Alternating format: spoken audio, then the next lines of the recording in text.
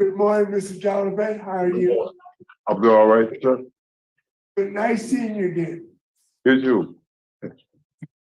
Mr. Jolivet, my name is Alvin Roche. To my left is Mrs. Bonnie Jackson, and to my right is Mr. Pete Freeman. We'll compose the panel and will hear your parole hearing this morning. Would you please introduce yourself, give your full name and your Department of Corrections ID? My name is Moses Jolivet. DOC number is 94357. Thank you, Mr. Jolivet. Okay. I think this is maybe your second or third hearing. Yes, sir. You pretty much know the procedure, but I'm going to briefly explain it to the spectators. I will enter some information into the record, verify the information. Once the information's in the record, we'll give Warden Ambo a chance to make remarks or comments. Then we have visitors in person and on Zoom. In support, we have Sophia McDonald, your attorney. Would you please introduce yourself for the record? Good morning. My name is Sophia McDonald. I am a staff attorney at the Equal Justice Initiative. Thank you for this opportunity this morning. Thank you, Ms. McDonald. Ms. Attorney McDonald, would you like to make a opening statement or would you like to make your statement at the end of the hearing? I'll make it at the end of the hearing. Thank you, sir. We also have Mr. Andrew Huntley from the Louisiana Parole Project, Ms. Catherine Moyer with Ms. McDonald, and we have Linda Hahn, your sister. Is that correct? Linda Cormier. Cormier. Okay. All I have is C-O-N, but it's Cormier. Hi. All right. And in opposition, we have Ms. Jacqueline Champagne and Ms. Deanna Carpenter. And Ms. Champagne would like to make a statement at the appropriate time. Is that correct? Yes. So after all the statements, before we vote, we'll give you an opportunity to make a brief statement on why we should release you, and then we'll hear from Ms. McDonald. Do you understand the process? Yes, sir. Yes, sir. Moses Jolivet, Mr. Jolivet, you are what? 59? Yes, sir. And your first felony offender. This is a rehearing. And your offense is aggravated rape. And you were sentenced on April 14th, 1981, and received 600 plus days of jail credit, and you were sentenced to life. Your parole date was September 4th, 2008. You don't earn good time, and your full term sentence is life. Is that information correct? Yes, sir. And this is a rehearing. Your last hearing was on February 13th, 2020, and you were denied by a vote of 2-1. You had 2 grants and 1 denied. Is that correct? Yes, sir. And I sat on that panel and I voted to grant your release because you had completed all phases of your sex offender treatment and you had outstanding remarks by Warden Bernard. You remember that? Yes, sir. So I need to know And just as a side to that, I made a requirement, if you were granted, that you complete Thinking for a Change. Even though you were denied, you enrolled in that class a year later and you completed that class. As I asked you to do. Yes, sir. Now, have you completed any other classes since your last hearing in February of 2020? No, sir. That's the only class that you completed other than with no other classes in the last 2 or 3 years. That's correct. Okay. Yes, sir. Why didn't you seek to enroll in more classes in the last 2 or 3 years? Most of the classes that is offered to prisoners, I had completed the programs multiple times, and I couldn't. They wouldn't let me back in the classes because Okay, I fully understand. I just want to put it on the record. You had taken the bulk of the good time classes already before your 2020 hearing, and Thinking for Change was left out, so I suggested that you take it, and you did. Any other organizational or educational advancements since your 2020 hearing? Can you repeat that question, sir? I didn't understand. Have you done any activities with organizations, educational advancement, or any community service since your 2020 hearing? Yes, sir. Tell us about it. Currently, I work for Concept Club. Is like a camp club, where we have like a president, a vice president, secretary stuff, and I do like work in the visitor shed. I'm like a host. I greet people in and make sure their orders come out right for their food, and I even write the orders out. And I do a lot of. And you do help the other inmates that are not able to help themselves, and you Yes, sir. even cook staff when they bring the food. Right. I help them. I could, some people, families don't have enough money to pay for the food. A lot of times, that's part of my job. When I don't see nobody eat, they've been in the shed a while, I ask them, did they have money to eat, or can we help them? Do they want something to eat? And really, it's a community thing. It's for everybody. I know exactly what the Concept Club does. So, And it's a great service to the facility, the offenders, and the offenders' families. Any other community service?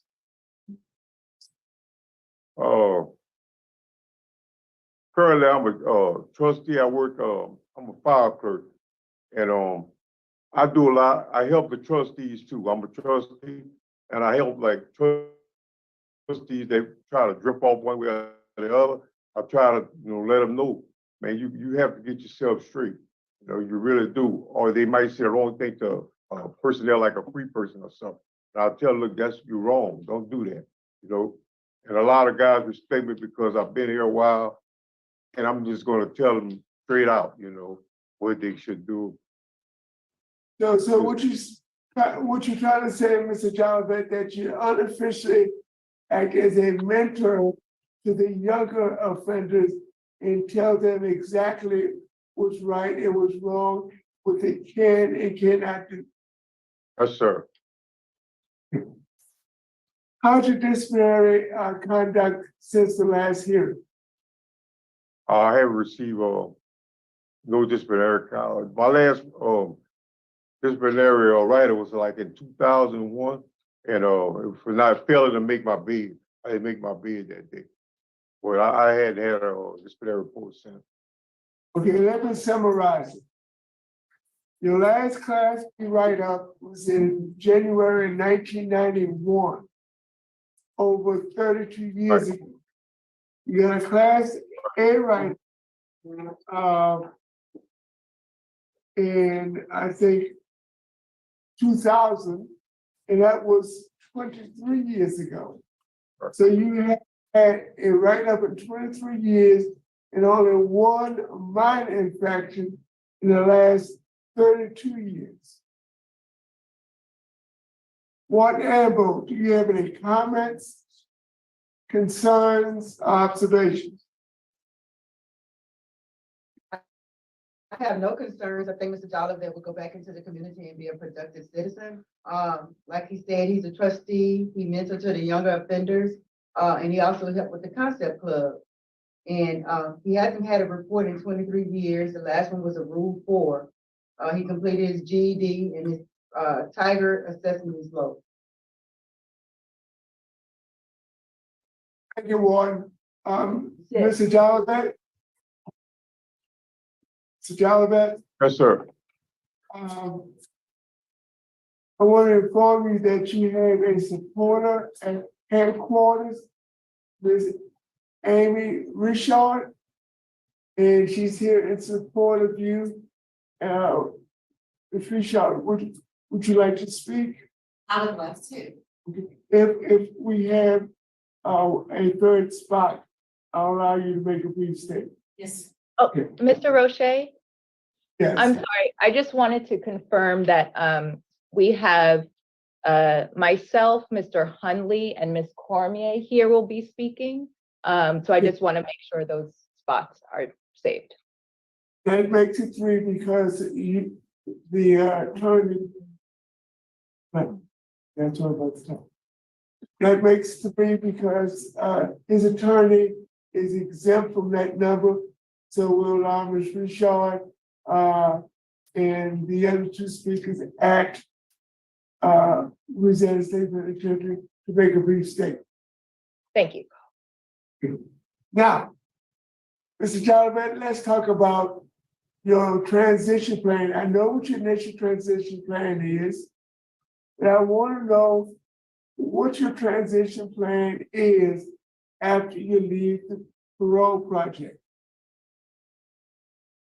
Well, I'm gonna have to, before I leave the parole project, I want to make sure that I have a place to go, family support wherever I go, and that I can get a job. It's already there. I just don't want to leave without having them things done because of my medical condition. And I want to support myself, but I have support from my family and friends. I want to be a carpenter. That's what I did most of my life anyway. You know, as long as my health hold up, I think I could Now, do it Mr. for a while. Jolivet, I don't know how good your memory is, but do you remember when I delivered my decision back in 2020? I said that you could never have a residency in Southwest Louisiana. At that time, you had a residency plan in New Orleans, Louisiana, and I restricted your travel to Southwest Louisiana, and especially Lafayette, Louisiana. Do you remember that? Yes, sir. Now, when considering your permanent residency plan, Southwest Louisiana is not going to be an option. All the areas surrounding Lafayette Parish will be restricted if and when you ever release, if I have anything to do with it. So that's why I want to know what your permanent residency plan will be. Yes, sir. Yeah.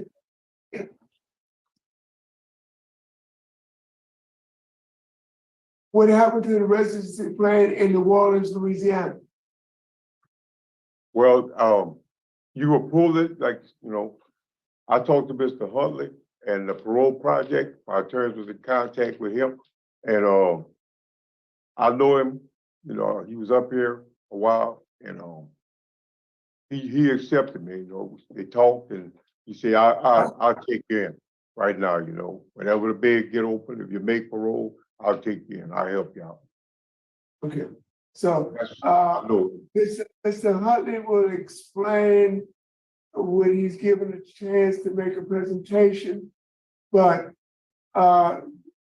if and when you are released, if I have anything to do with it, you will not ever be able to create a residency, and travel will be restricted to Southwest Louisiana.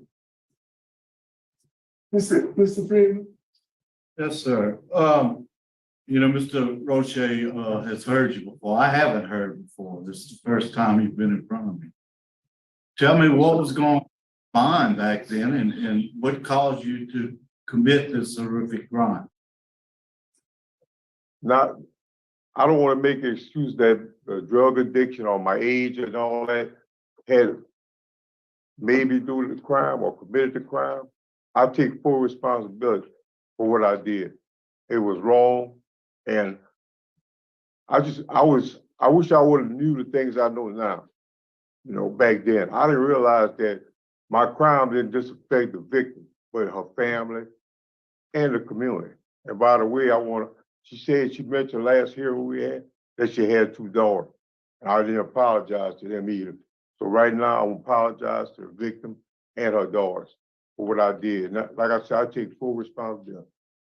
And I needed to know for myself where I was at that time as a person.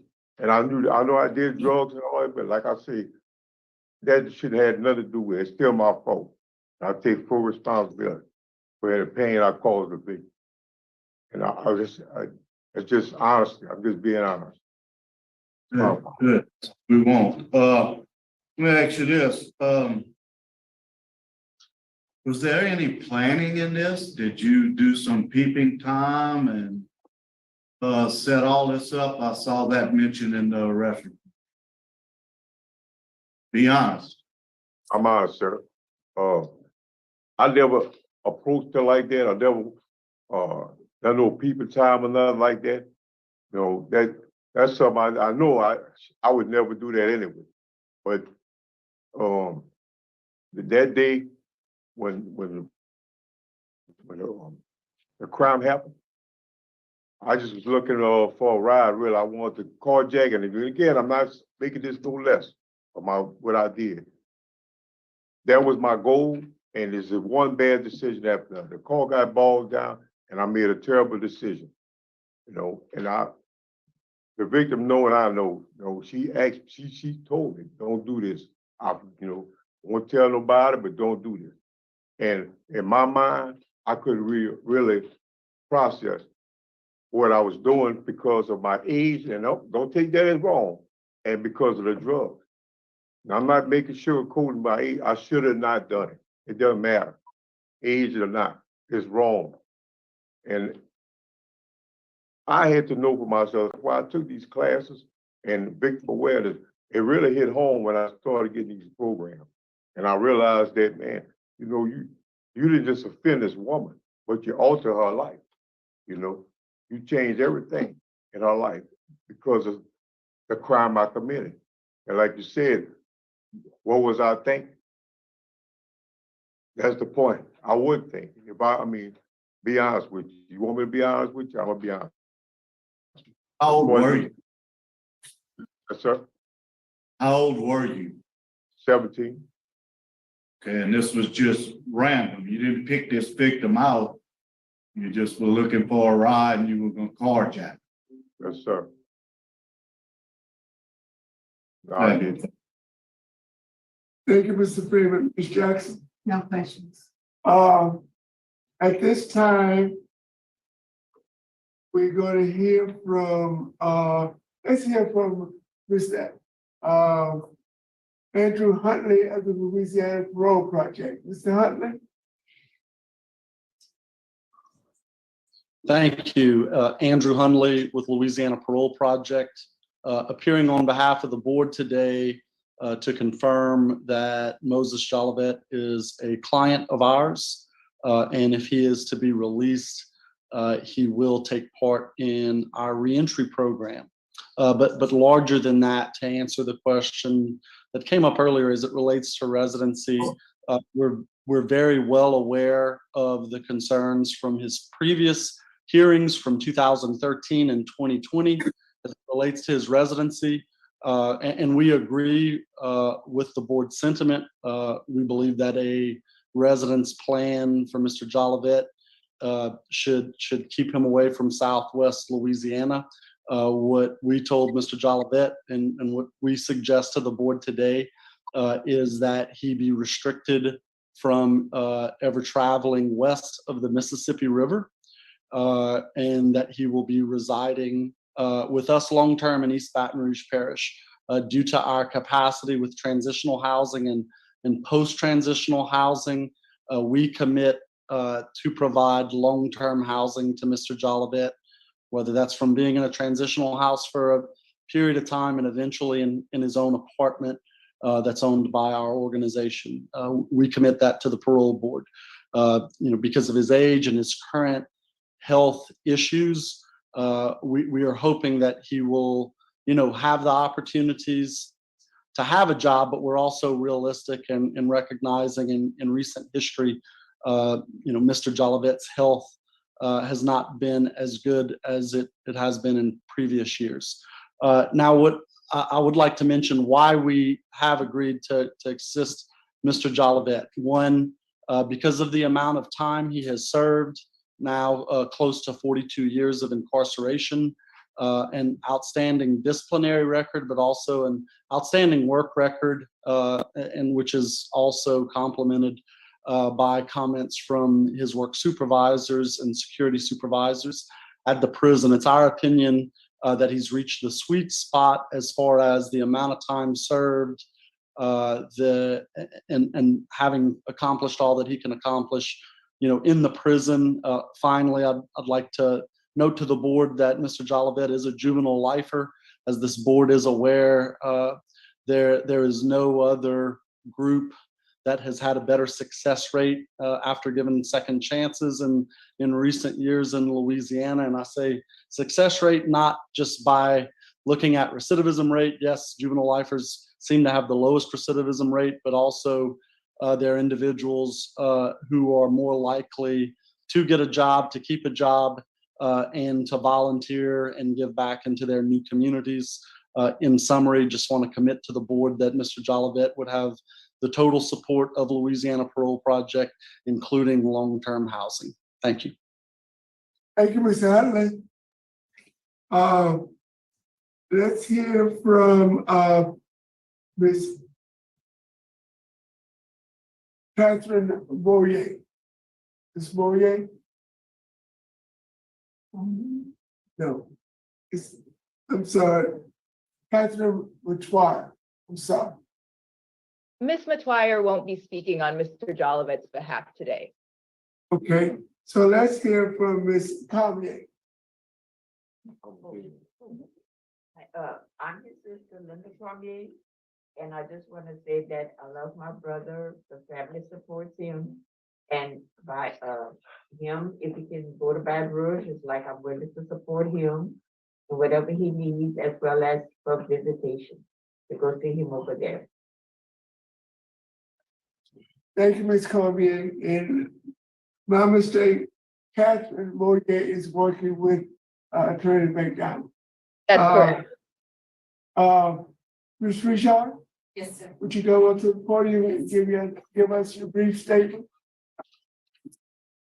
This time? Yes. I just would like to say that Give us your full name and your relationship. my name is Amy Richard. I am a friend of his. I've gotten to know him from visiting my loved one at Angola over the past couple of years. He is a trustee. I just wanted to speak honestly on his behalf that I see him as a person with good character. I didn't even bother to look at what his charge was because I wanted to come here without any bias or discrimination and just testify on his character. He is kind, looks out for other people, he's always gracious. I don't see any evil in his heart from the couple of years that I've gotten to know him, and I do visit and it will quite often. So I just wanted to simply say that according to what his character is at this time that I. Thank you so much. We appreciate you, attendance. Thank you. Okay, at this time, we'd like to hear, from Ms. Jacqueline Champagne. Ms. Champagne, would you come up to the podium, give your name and your relationship with this case? My name is Jackie Champagne. I'm the victim. Yes, ma'am.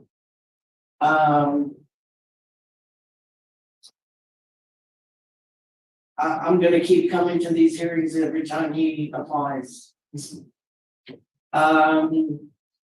The rape was the culmination of about 2 months worth of torture, basically.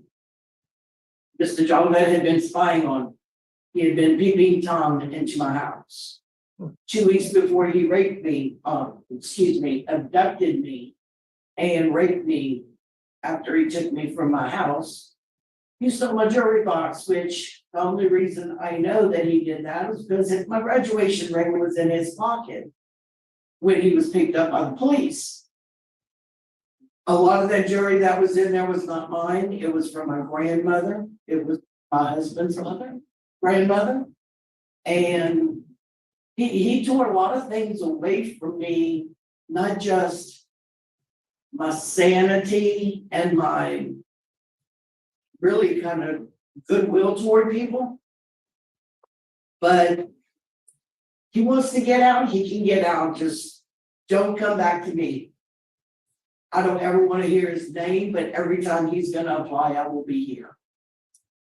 Thank you. Thank you, Ms. Champagne.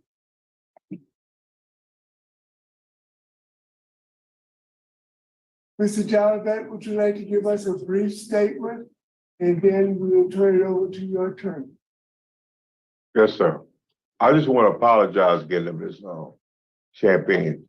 You know, really in life, you don't get second chances a lot. And I realize, you know, that what I've done, I can't undo.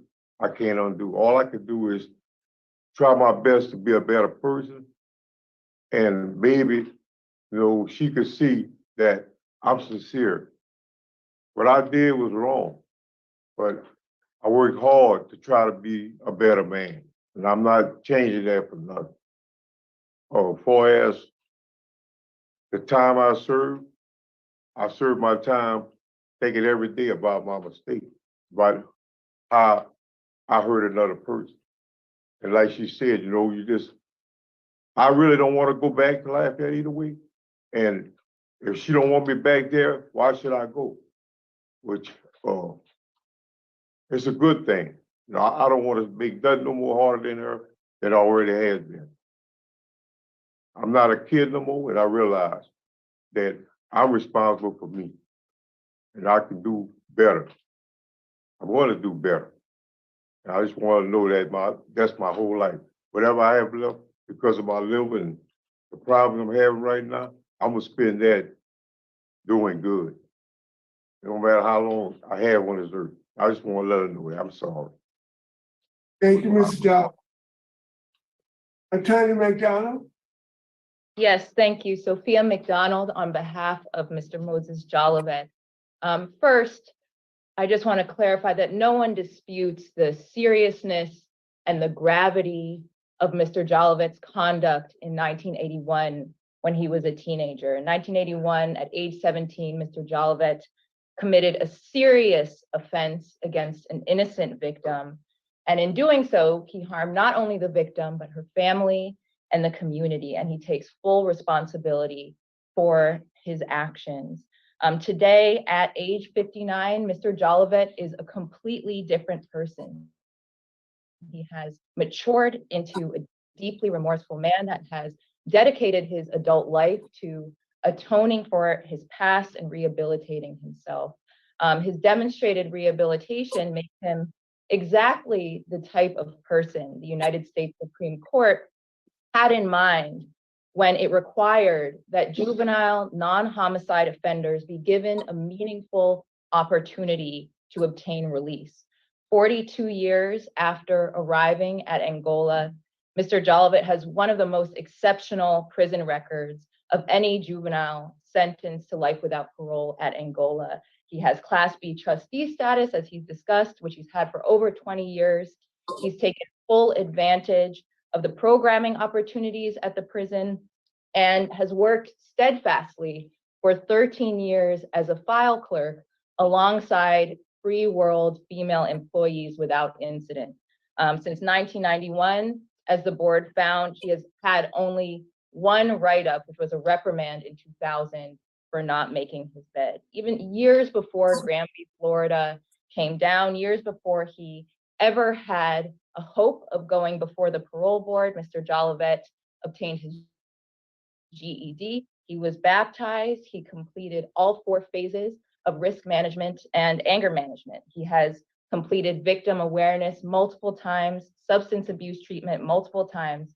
And despite the pandemic's limitations on programming opportunities, and despite multiple hospitalizations at a Free World hospital in New Orleans, Mr. Jolivet followed this board's directive at the second parole hearing and completed Thinking for a Change in July 2021 so that he could better understand the harm that he had inflicted on the victim. In fact, because of his remarkable institutional record, when Mr. Jolivet was first resentenced in 2011, the Lafayette Parish Court initially resentenced him to the legal equivalent of time served, meaning he was due to be immediately released. Less than a month later, the Louisiana Supreme Court found in State v. Schaefer that the only appropriate sentence for a juvenile impacted by Graham was life with immediate parole eligibility. So Mr. Jolivet went up for the first time in 2013 and for a second time in 2020. We've discussed this, but Mr. Jolivet's home plan is with the Louisiana Parole Project, where he'll receive wraparound comprehensive reentry services that Mr. Hunley has already described. And of course, Mr. Jolivet will continue to receive support from the Equal Justice Initiative, and of course, to respect the wishes and the healing of the victim. He has agreed that he will not return to Lafayette Parish, and I know that Mr. Hunley talked more about the geographic location of his housing plan. I also want to add that since his second parole hearing, Mr. Jolivet's health has deteriorated significantly. He suffers from end-stage liver disease, cirrhosis of the liver, which is an incurable terminal condition that has worsened in recent years. Since the start of the pandemic, Mr. Jolivet has experienced a number of complications from his liver disease that are detailed in his parole packet, which have required multiple emergency hospitalizations. Mr. Jolivet is not expected to live long. The average survival for people with his condition without a transplant is less than 2 years. We have consulted with practicing physicians, and the likelihood of Mr. Jolivet being able to get a liver transplant either inside or outside of prison is very low. Due to the progressive nature of his condition, even with the best medical care, Mr. Jolivet will have more frequent, more serious complications, which will lead to more hospitalizations. Mr. Jolivet's prognosis means that this is likely the last time he will be able to go before the board. So to conclude, Mr. Jolivet has caused immense harm to the victim 42 years ago. But he has committed his life a better man, and at age 59, he is a different person. Despite numerous challenges and setbacks during his incarceration, like the loss of his brother in 2010 and 2 parole denials, he has maintained one of the most remarkable institutional records, and the record really speaks volumes about his maturity, his rehabilitation, and his remorse. He's come before the board twice before, and this is really a unique case because of his age at the time of his offense, his institutional record, and his health. So we ask the board respectfully to consider all of these factors and grant parole today. Thank you. Thank you, Ms. McDonald. Before we go any further, Warden Amber. Warden Amber, Yes, sir. your reception has been going in and out all morning.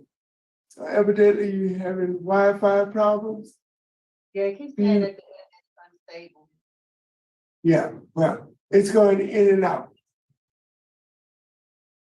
I can get IT in here, that's the only thing I can do. Try to. Yeah. Okay, thank you. Yes, sir. It's a panel ready to vote. Yes. Your case was assigned to me, Mr. Jolivet. And I'm going to begin by saying that you were 17 at the time and you received a life sentence, so you are considered a juvenile lifer. And one thing I must look for is maturity and rehabilitation. And I saw that in 2020. That is the reason why I voted to grant you with the restrictions I did. I'm going to vote the same way this time. I'm going to grant your release based upon positive remarks by Warden Amber. Length of incarceration, in your age, and medical conditions.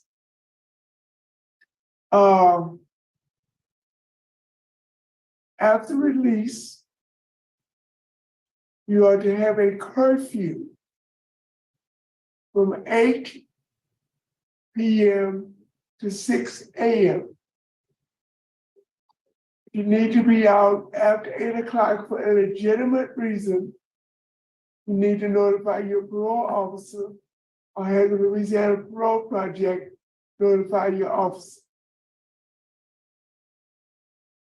Second condition,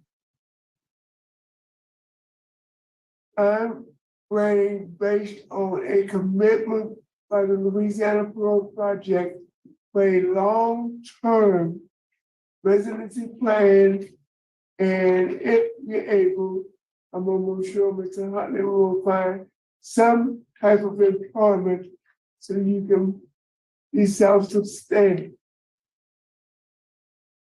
I want you to register properly as a sex offender for the duration of your supervision. That is the quickest way to get revoked, and you'll end up back in prison. You'll be incarcerated because you didn't abide by the sex offender registration rules, which includes notification of your neighborhood. And Mr. Huntley will help you with that.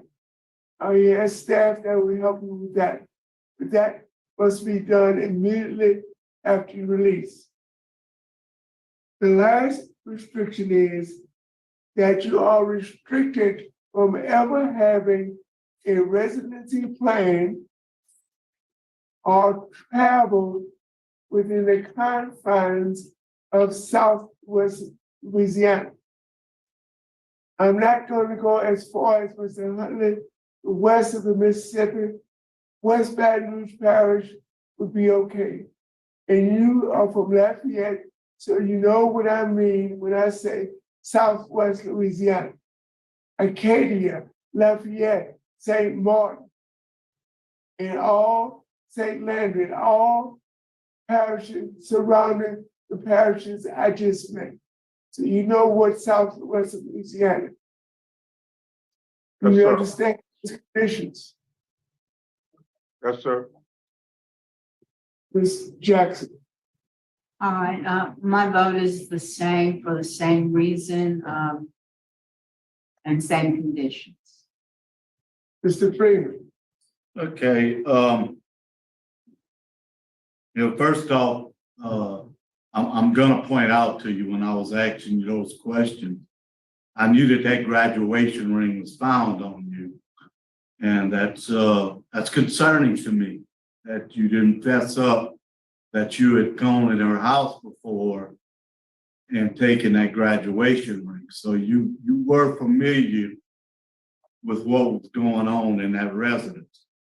But you have served 40-something years, you have a good prison record, but I'm gonna increase the special conditions in that you are to wear electronic monitoring throughout your supervision. Probation and parole has them. They will put you on it. If that electronic monitoring shows you in the areas that Mr. Roger restricted, I promise you, if I'm on the board, you will give me votes. So my vote is to grant also. Thank you, Mr. Freeman. Mr. Jolivet, you have received 3 votes. Grant your request for early release, and your conditions are so important. I'm just gonna briefly review them. You have a curfew from 8 at night to 6 in the morning. You are to be a long-term resident of the Louisiana Parole Project. I want you to register each and every year as a sex offender and follow all the rules and regulations of the contract that you will be required to sign. Your travel to Southwest Louisiana is restricted, and that you wear electronic monitor for the duration of your supervision. Do you understand those conditions? Yes, sir. Have a good day, Mr. Jolivet. Same you. Thank you. Chairman. Thank you, Roche- Ms. McDonald. Thank you. Chairman Roche, we can fix the problem with the engine, but it's gonna take about 10 to 15 minutes, because we'll have to reboot it, he said. You wanna roll with? Let's fix it, because we're going in and out, and we miss portions of Ms. McDonald's able. I'm gonna All right, I think we get the point. They're having Wi-Fi problems. And what do you know? Their IT professional said, plug it in and plug it out. The all genius IT professional. Did you try turning it on? Did you unplug it and plug it back in? Man, it's always annoying when they say that. Although the truth is, it does sometimes fix the problem when it comes to Wi-Fi, at least. So yeah, Richard and I couldn't find anything on this case. It happened so many years ago, and it seems that, maybe he never appealed or he took a plea deal. It's interesting to see someone who had gotten such a long sentence for this crime. You don't often see that. They seem to tend to take it easy on people who do these type of crimes.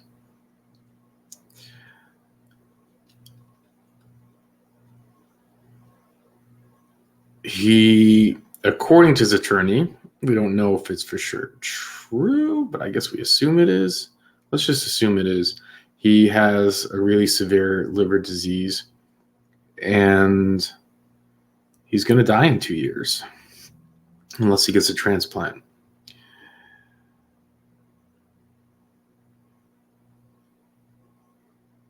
Now, we know for a fact that the DOC, the Department of Corrections, does not like dealing with people at end of life. It's very expensive.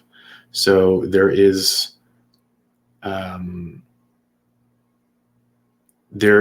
always going to be an effort to release those inmates and pass the buck to someone else.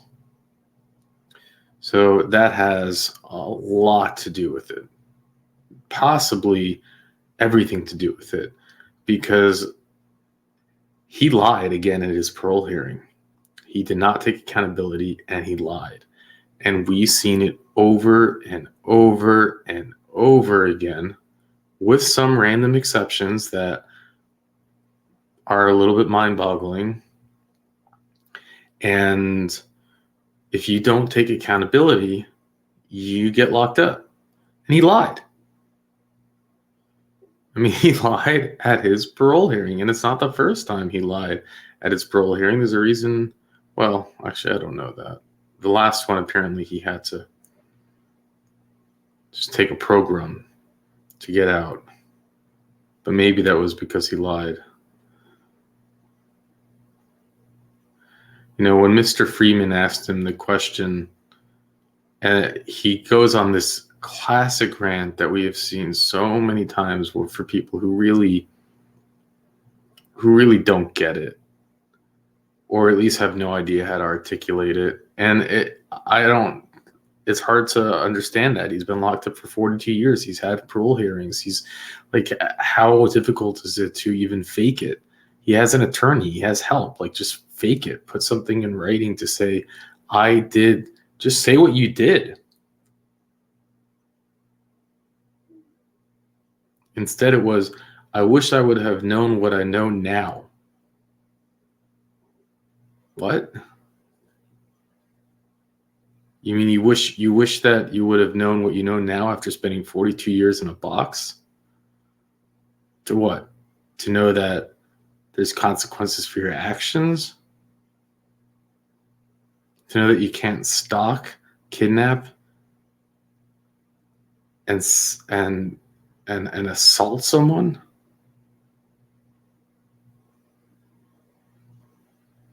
It took you 42 years in a box to learn that? And then he says, I take full responsibility, maybe 10, 15, 16 times. I take full responsibility. I take full responsibility. I take full responsibility. I'm not going to blame it on my age. I'm not going to blame it on drugs and alcohol. I take full responsibility. It's such a cop-out, that plea. And then next is that you're not taking any responsibility because you're lying still. You made it sound like your car broke down. You randomly went to the house. I think maybe he stole her vehicle and kidnapped her, and then did what he did to her. But he takes full responsibility.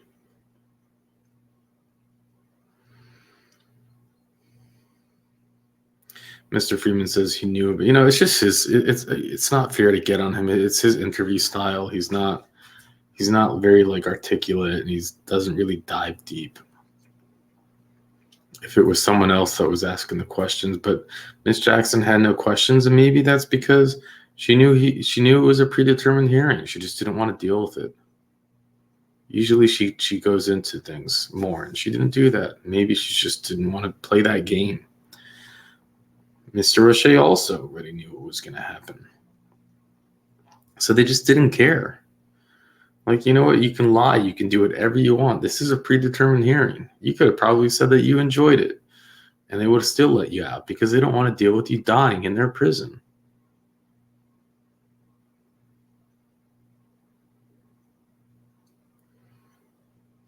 He's going to die with an ankle bracelet on, a tracking bracelet.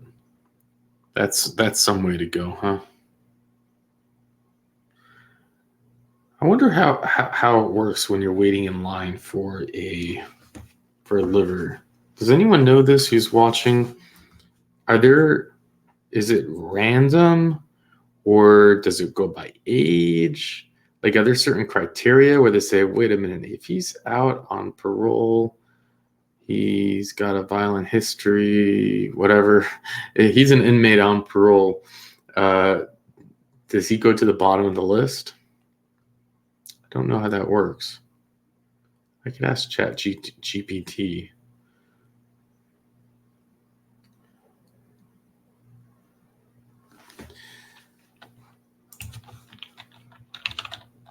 Let's see. See if I can get it to quickly work. All right, yeah, let's ask the question. How do we format this question? Oregon, how is Oregon transplant recipients determined in the United States? For example,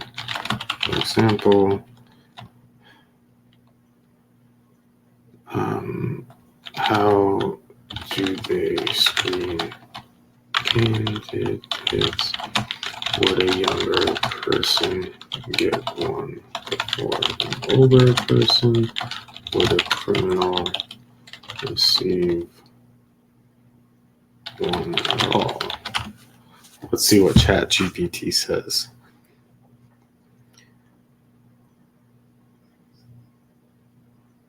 I should have done a screen share so you can see it working. The United States organ transplant recipient are determined on several factors, including medical urgency, compatibility, and ethical considerations. The process is overseen by various organizations and transplant centers following the established guidelines and federal regulations. See if I have like multiple monitors here.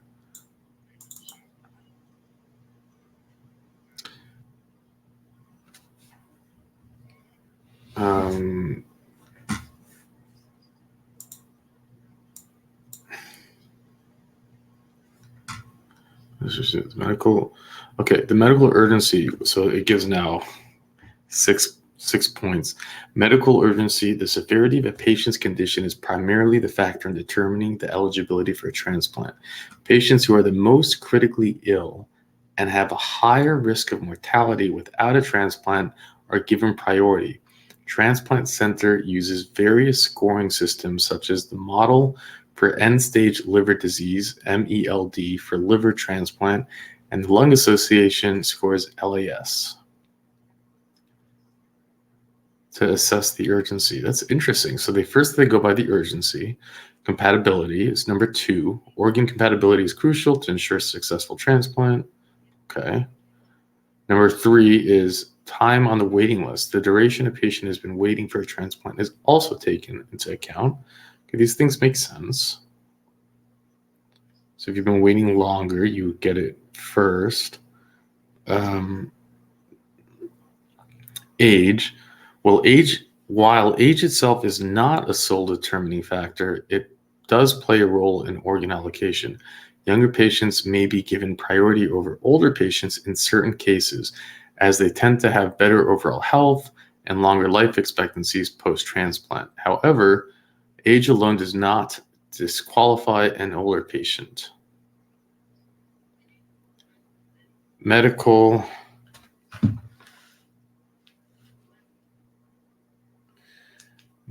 suitability. Transplant Center carefully evaluates the overall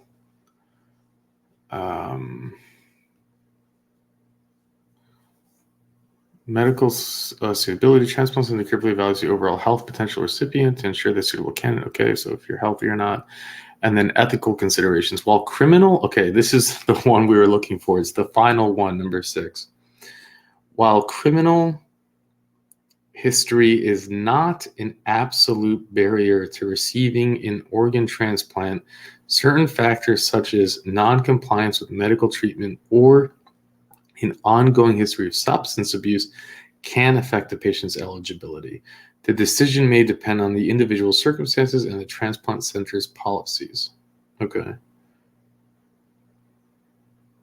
It's important to note that policies may vary between transplant centers and organ procurement organizations. United Network of Organ, Managing Transplant System in the United States, and it's like, okay. So in a nutshell, it seems, according to ChatGPT, that criminal history is not, it's really kind of like the last factor that would stop them from getting a transplant. And they look at it based on it's depending on the facility.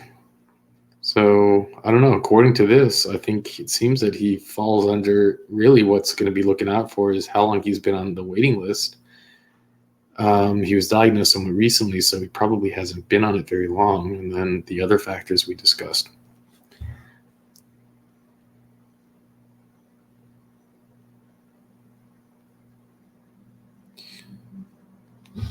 Well, how do you feel about this case? Do you feel, one, he served long enough? 42 years. He has a great prison record.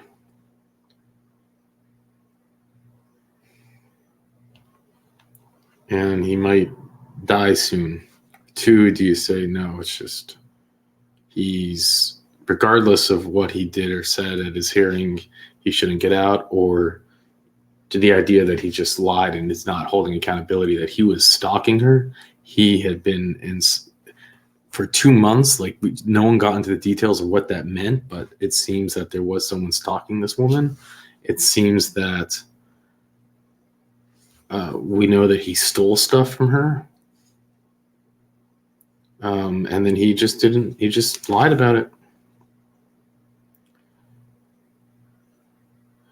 It's interesting that one of the people testified, and to think that she's in the same room as the victim, because she gets up on the podium and she says, I don't know his record, but I'll tell you that I saw, what was her, to quote her words? I saw kindness in his soul. I didn't see evil in his soul, in his heart, something like that. It's like, does it work that way?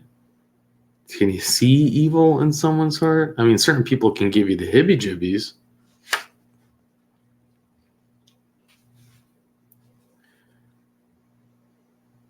It takes a certain, and maybe she prefaced her statement by saying, I don't know what he did before I came up to speakers, so that she's distancing herself from hurting the victim, you know? But can you imagine getting up to talk on someone's behalf and having the victim sitting across from you? That's a different kind of thing. Anyways, with that, I'm going to let you go. Do the YouTube thing, help the channel grow. Thank you.